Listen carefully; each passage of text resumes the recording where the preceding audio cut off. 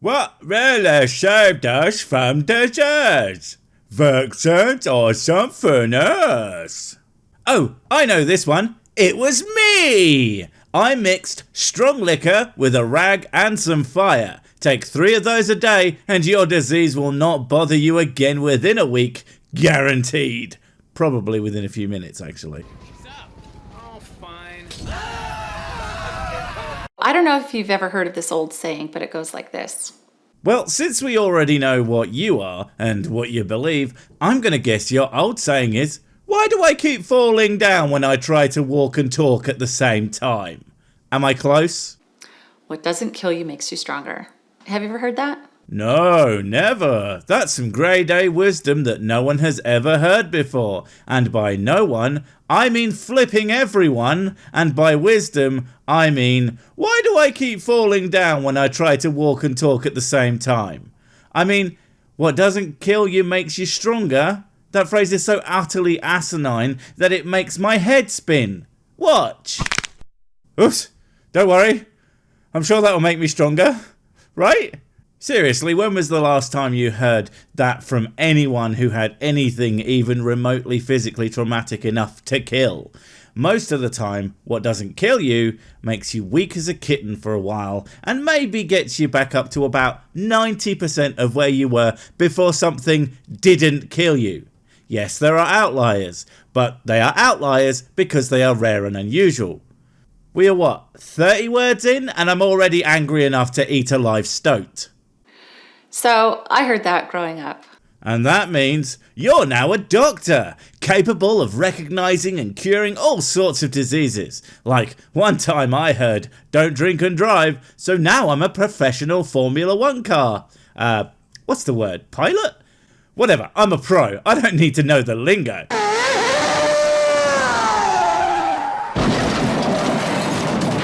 It's okay. Once my leg is sewn back on, I'll be way stronger. And I just want to share with you why I'm not at all Smart? Educated? Not stupid?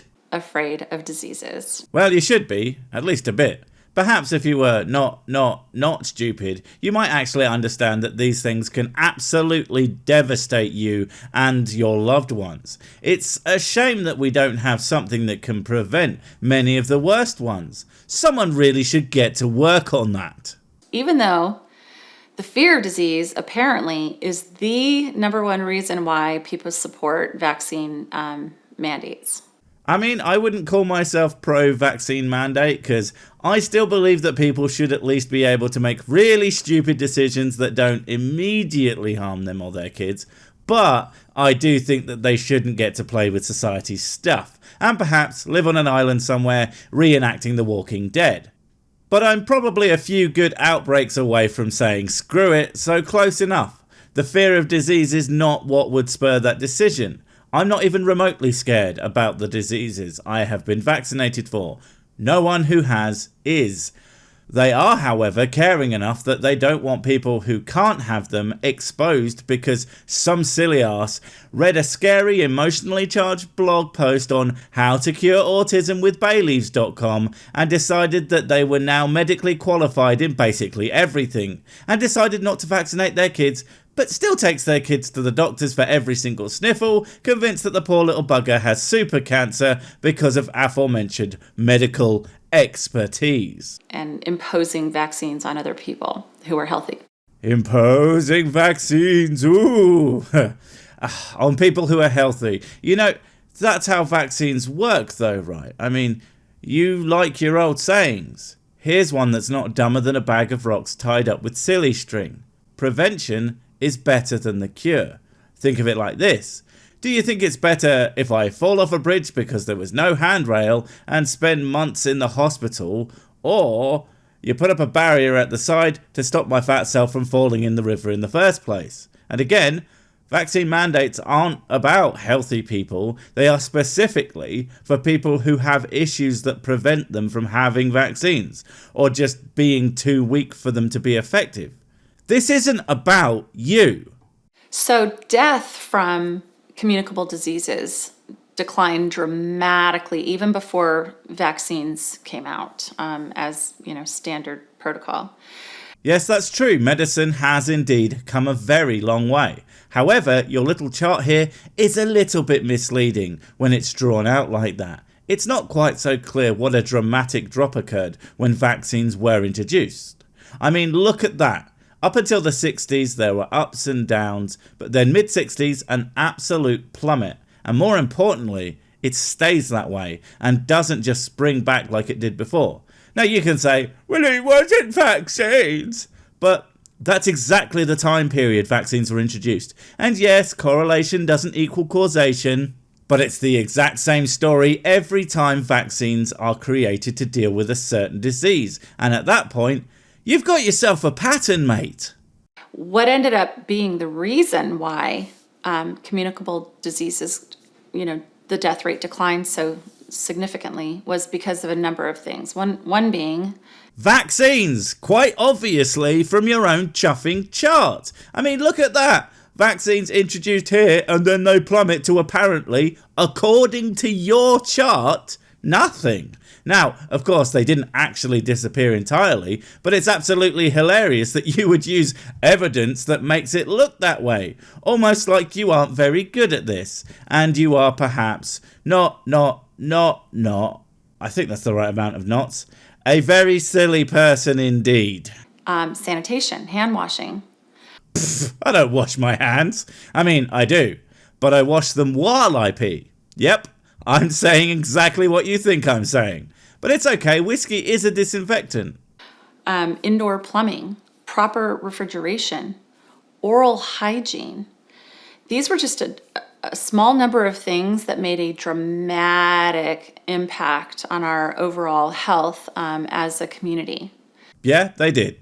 But that in no way diminishes the impact of vaccines on specific diseases. Again, look at what happened when the polio vaccine was introduced. And not only did it dip like crazy then, but is practically eradicated now. All thanks to washing our hands. No, wait, silly me, I meant vaccines. So it wasn't because of vaccines. You disingenuous box of hate-filled plague rats. Yes, there are a lot of advances in medicine that helped create a healthier and happier human race, but to make out that vaccines had little to no impact on the near extermination of diseases just shows either you have no idea what you are looking at in your own stats, or you hope that everyone else doesn't. Although, to be fair, if you didn't expect people to actually look into them, I guess you could have probably just fabricated them. But seriously, they prove you wrong, and it's weird to see you display them like this. That's like me saying I make good, high-quality YouTube videos and then showing you one as proof. Way to make myself look absolutely rubbish, right? And as we know, vaccines are not only are they not safe, we've already uncovered that they're causing harm to a very large number of people. Weird. It seemed like you were about to say autism then. But that's not true, is it? As proven over and over and over again. And I think you lot might be actually kind of seeing that. At least I'm hoping so. Although I wouldn't hold my breath. I don't get enough oxygen wearing this stupid helmet anyway. But they're also not effective. And the reason we know that they're not effective is not only do we notice a large number of outbreaks that keep happening and You what? You what? Outbreaks caused by you and people like you. Are you kidding me? That's like saying, oh, the crime rate is going up because you and your friends spent the night robbing as many people as you could. What a great self-fulfilling prophecy. It doesn't help that you have that smug smirk on your face. You are unbelievable. big percentage of those outbreaks is affecting vaccinated people. Oh, hilarious. Our robberies are also targeted exclusively at the poor. I'm such an awful person. That's what you sound like. Yeah, laugh it up. You know that the measles vaccine doesn't necessarily last forever, right? I mean, it lasts decades, but it can run out. That's why it has boosters. But we wouldn't have needed them if everyone who could was vaccinated, because then the virus wouldn't have the chance to spread for those with lapsed immunity. And the fact that since these outbreaks, with obviously no direct cause, cough you cough, since that happened, boosters are recommended. Well, it's almost like they might be some help. But they keep insisting upon more and more and more doses because they have finally figured out that vaccinating does not cause lifelong immunity. Oh, so you do know about that. But again, they are only doing that because someone caused a series of outbreaks and finally figured it out. Just because you just learned something doesn't mean that everyone else didn't already know, you arrogant trash person. The way that exposure to the natural pathogens does. Right, let me give you a hypothetical here. Let's say you can become completely and permanently immune to gunshots to the chest, but only by taking a direct gunshot to the chest. Now, I don't know if you know this, but being shot in the heart and or lungs area of the body is both very painful and generally devastating to that area, and comes with pretty substantial risks of doing a dead.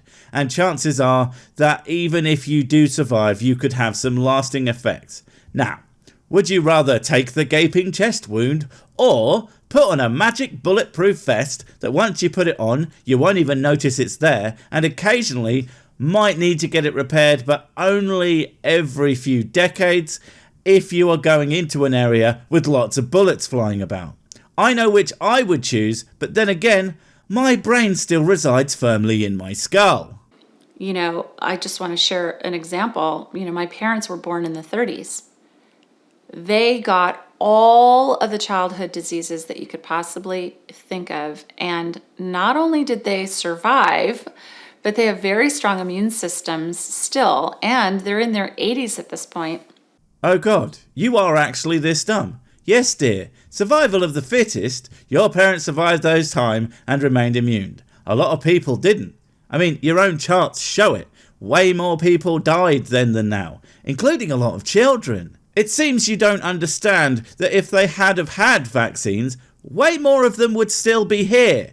But I guess F you got mine is fine too, if hugely goddamn selfish. My mother takes no medications whatsoever. Her daily regimen includes multivitamins and calcium for her bones. And of course we all know that because something is true for you, it's true for absolutely everyone else ever, because reasons.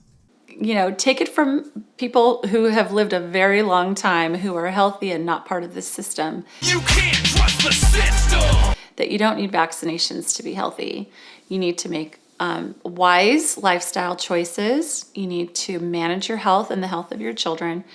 Right, you seem to have two choices here when it comes to exactly what you are. Either you think that the entire medical community and a big chunk of science in general is wrong and just haven't done enough research on blogs written by cretins, in which case you're an arrogant mother flipper.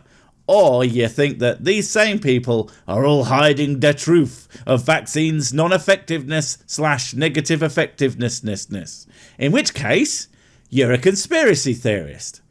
Of possibly the biggest in terms of numbers of people conspiracy on the face of the planet. Neither of those is a good option. And most importantly, be vigilant and don't let anybody boss you around.